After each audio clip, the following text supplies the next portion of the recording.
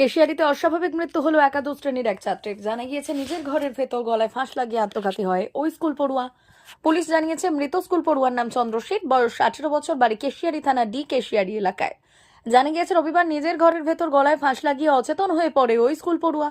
এরপর পরিবারের লোকজন তা দেখতে পেয়ে তাকে তড়িঘড়ি কেশিয়ারি গ্রামীণ হাসপাতালে নিয়ে এলে চিকিৎসক মৃত বলে ঘোষণা করেন।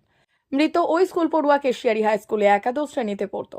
মৃত্যুর কারণ নিয়ে ধোঁয়াশা থাকায় মৃতদেহ ময়নাতদন্তের জন্য হাসপাতাল থেকে সংগ্রহ করেছে কেশিয়ারি থানার পুলিশ। মৃত্যুর সঠিক কারণ জানতে সোমবার মৃতদেহ ময়নাতদন্তে পাঠাবে কেশিয়ারি থানার পুলিশ।